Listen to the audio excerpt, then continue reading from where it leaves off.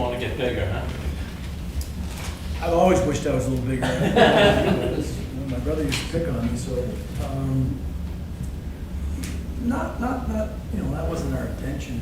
We've always wanted to be our pace, ability to arrive on time in the forecheck. We certainly had an eye towards that, possessing the puck. The byproduct was we found guys that do that, and they are happen to be a little bit bigger. But there was never a staying away from small skill, if that's what you're referring to, because these guys all have skill. They just come in a bigger package and they all skate. What are the important elements that a guy like Zadorov brings to the table?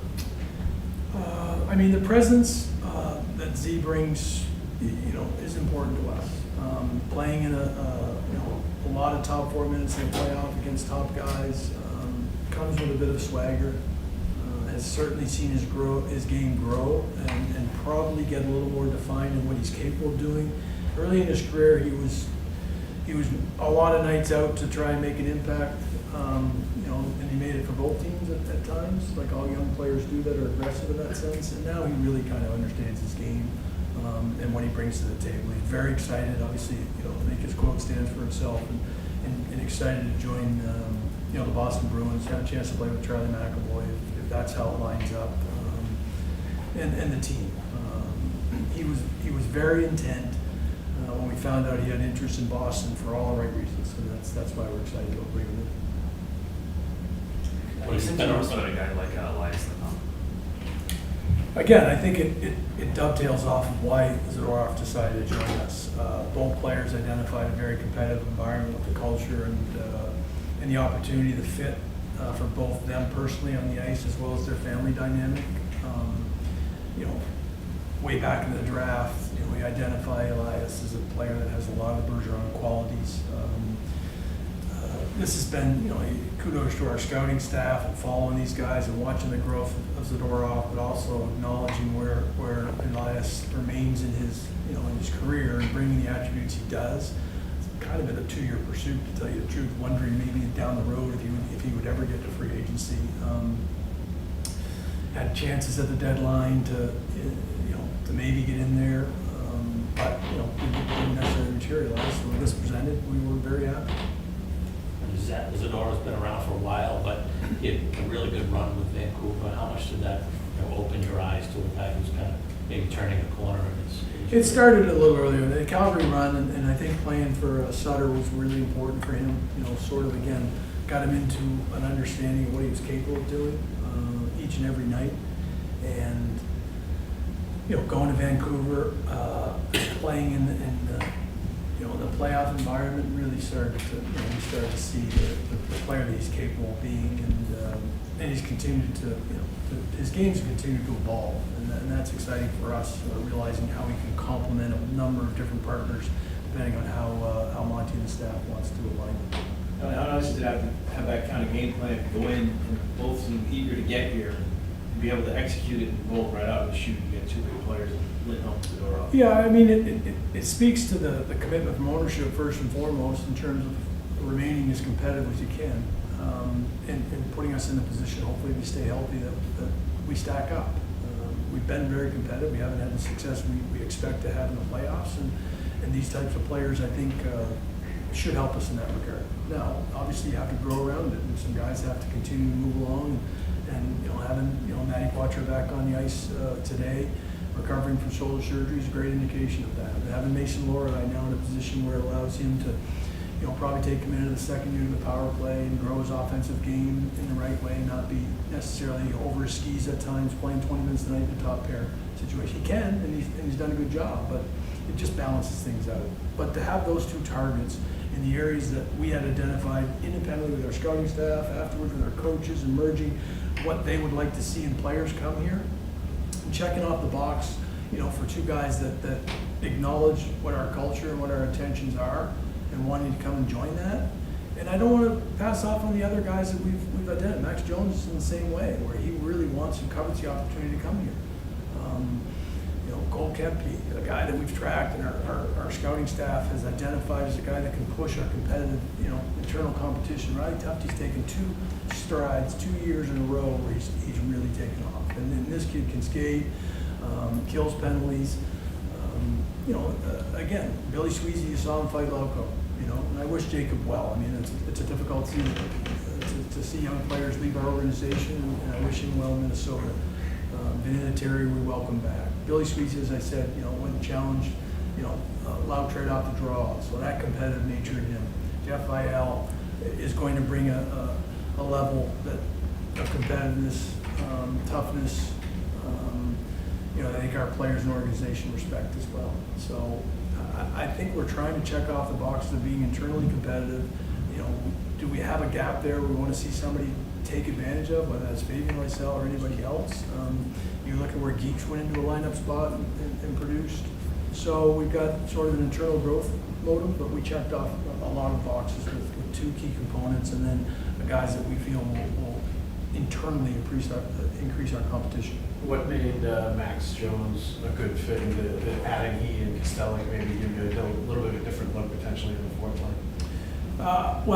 Again, making the Costello trade with an eye towards occupying fourth line versatility side of things, with his size, with his ability to win draws, especially on the right side, allows Beach to win us on the left. And Beach did a fine job on the right, but this allows us to be above 53 or 4 on average on both sides of the dot and starting the defensive zone. Both of them have size. There's a toughness element with Costello as well. So for us, it was all the attributes, and a lot of growth.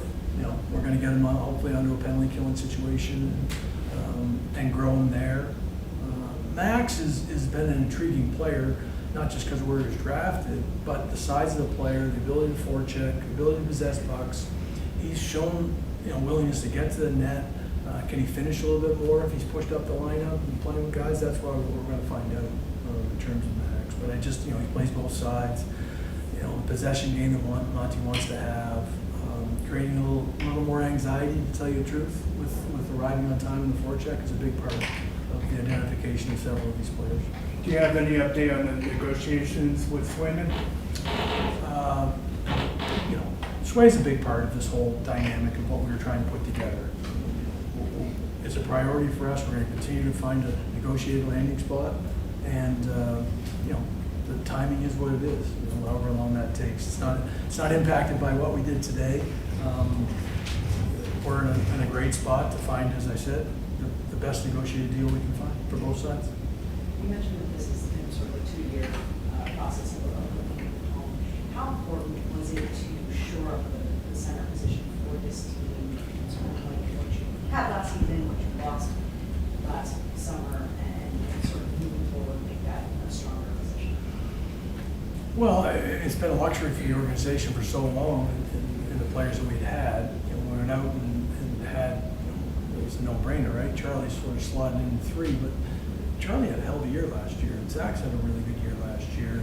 Autry was on pace as a 19-year-old to put up 40 points, 30, 40 points. So we felt good about it, but at the end of the day, you get into a playoff environment, you start to realize depth at that position, and the guy he's only played in a top line role in situations, and now he's got a chance to go play with Pasta, like he might have had with Goudreau and Chichuk in a production. I think the bumper spot in our power play, is an area that Elias is going to fit in seamlessly in that regard, and he wins his draws. So, you start to realize there's a little bit of okay, that's a little bit what we had and what we missed. And again, that's not taking anything away from those guys that I mentioned, because to me, Geeky, Freddie played the position, Poitras is obviously learning the position. Costello comes in, Beach has been there. I think we have a lot more flexibility and versatility for Monty to sort of play around with his lines in that regard.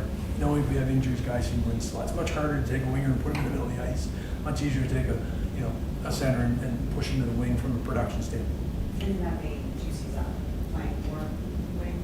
I think probably in a higher profile role, but that doesn't mean that the deck chairs don't move around and how Monty sees it, because it's a big time luxury. That will depend on whether or not somebody can arrive and push up and assume a little more responsibility. We know Zach's can.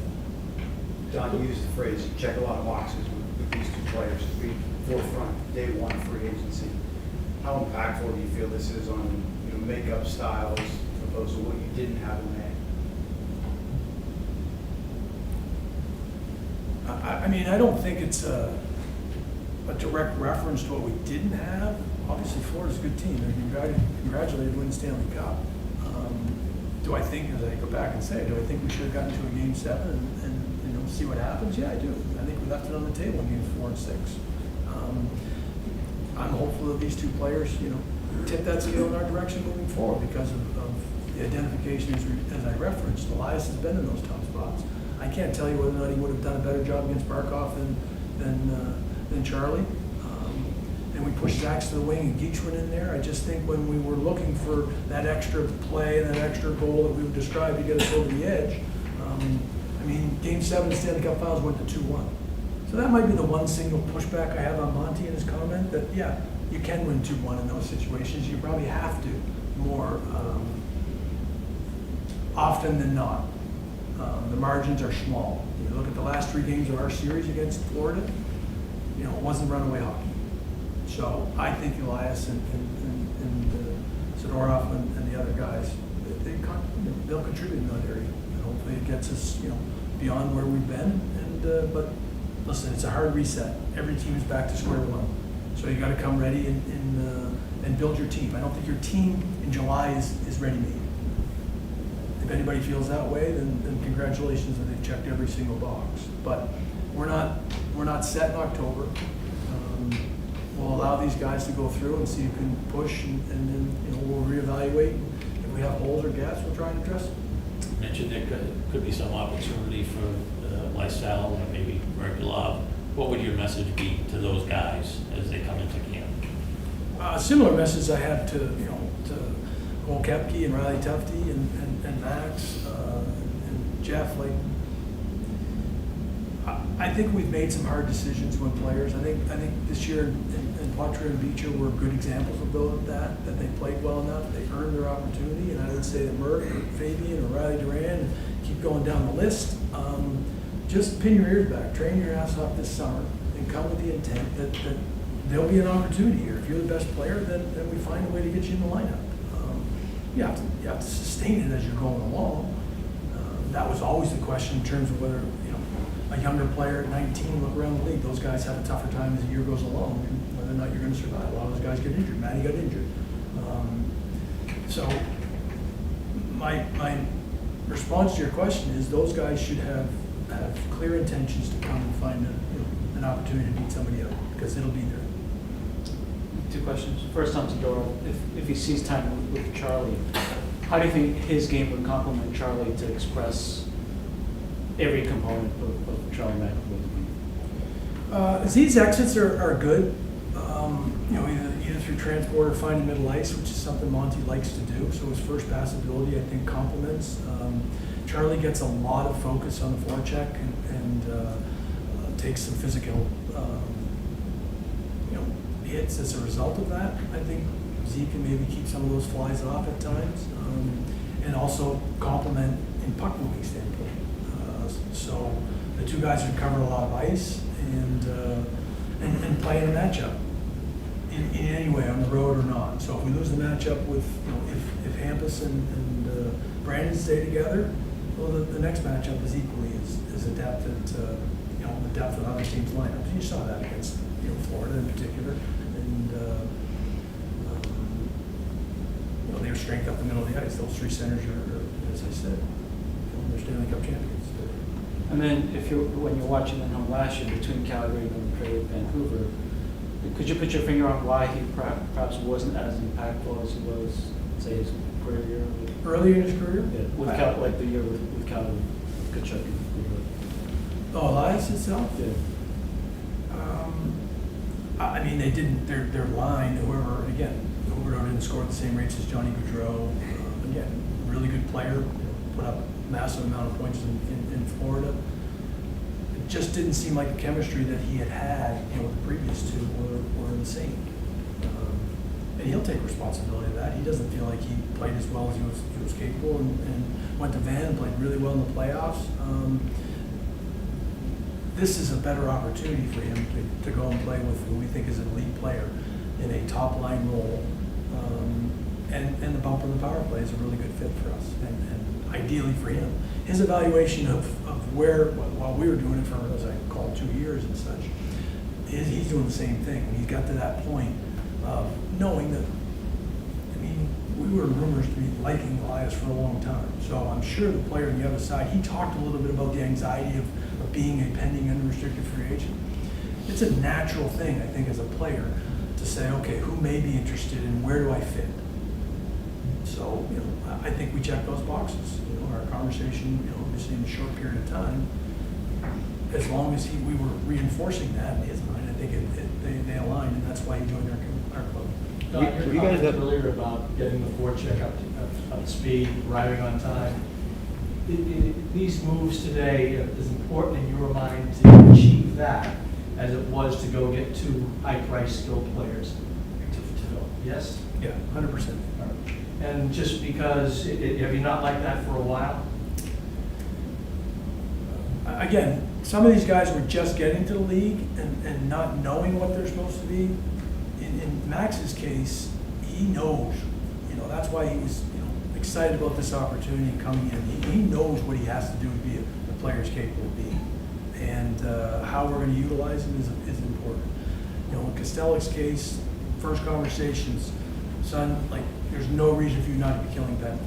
So spend this time this summer, get with Joe and our group and understand what those responsibilities are. Like we talk about all the time, you can take a little bit of minutes away from those top guys in situations and change momentum of the game is really important as the year goes along. And every one of these guys are looking for that opportunity to continue to grow their game. And while we've identified that their speed and size and physicality, ability to forecheck, and really possess pucks, it's a big part of that. Johnny Beecher just learning that, you know, at the highest level. And at times it shows up. And then there's a trust level of, you know, the coach has to put you in situations that he's going to trust. And young players really, they go up and down with that. So sort of a two-parter here. You mentioned Lindholm and the rumors last 2 years. Did you ever feel like you were close at any point over those 2 years to acquiring him? Really good question. I don't know whether Craig, you know, would answer it better in that sense. It's always about, you know, what the other side's willing to offer. I mean, Vancouver put it back an offer to get him there. We weren't in a great spot in order to, you know, at that point in time. Calgary wasn't really interested previously. They were hoping to extend him. They had obviously offered him a significant contract to keep him there. So maybe the stars didn't align during those 2 periods of time. And the second part of that, as an executive and knowing that you have finite resources and assets to trade, when there's a player like that and he is so close to free agency, do you weigh that in your mind? Like, we could trade for him, or we could maybe wait and hope that he hits the open market? This trade deadline was probably tilted towards not being able to, I was acknowledged I couldn't be as aggressive as I had been in the past, right or wrong. That's just, you know, again, those are in time and space of when you're making those decisions previously. The year before, we were very aggressive. You know, didn't accomplish what we wanted to. So, you know, you hope, but you never know. Players, you know, Jake Gensel didn't get to free agency. So you just don't know. You don't know how it's ever going to work. If somebody had traded for, you know, for Elias and offered him, maybe he would have stayed there. So we're fortunate today that they were sort of peeking underneath the covers to say, okay, if it does get there, this is a team that if they had any mutual interest, that they would like to join. And we're fortunate that several of these guys, in particular Elias and Nikita, wanted to. What led to the decision to prioritize a defenseman like Zadorov over potentially a winger? Good question. I think the depth of our defense and the strength of our hockey club, I wanted to continue to make sure we have those foundational pieces in place. I think this group can, as a whole, we can tease a little more offense out of it. So if you're going to allow Charlie Campus to get back to hopefully the level he's capable of, you know, from 1 year to the next, I think you have to have that depth to allow Mason to continue to grow, as I referenced earlier, and expand his, you know, footprint in the game. I think having a person that can step in and play. I mean, you really look at our lineup now in the back end, every guy can really play 20 minutes.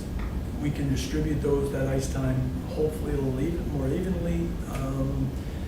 And in this case, you're probably sacrificed chasing something on the wing as a result of that. If you're really prioritizing going into the center, as I mentioned, even going into free agency, you're gonna enter an uncomfortable zone, right?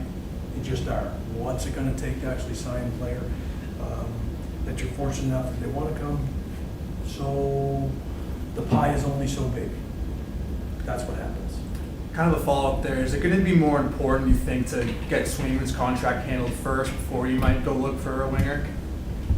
Yeah, I would say that's how I sit here today, and as I referenced, Jeremy's always been a priority for us. We're in a good spot because we have depth in that right now, but he's the priority now as I sit today. I don't have a timeline. I'll be patient in every other thing that we do. Take one more if there is. In terms of, skill, speed, and what he brought to the table, is there, players that are going to have to step up and sort of fill any void that DeBrusque signing elsewhere is what he brought to the table offensively? Yeah, I agree. I mean, I wish Jake well. Obviously, was a tremendous Bruin. Great opportunity for him in Vancouver, as well as Dan and Derek. Somebody tweeted out maybe we should just made a trade, would be easier. Yeah, I think some people are welcoming that opportunity. I mean, Zach's has already been in that role, so he can step in and do some of that, and produce. Geeks has gone into that role. Does Freddie? Somebody's going to have to. The ice time is going to get distributed. The two guys that maybe they play with, if you leave the top line together, are pretty damn good hockey players. Somebody should be happy to be getting that opportunity. And I'll keep an eye out towards maybe something that presents. Certainly, if it doesn't do it now during the course of the season, if there's a void there. Thanks for All right. Thank you very much. Appreciate your patience. You're on Twitter? What's your Twitter account? What's that? You're on Twitter? Am I on Twitter? Yeah, you said something How on many Twitter. people that tell me that?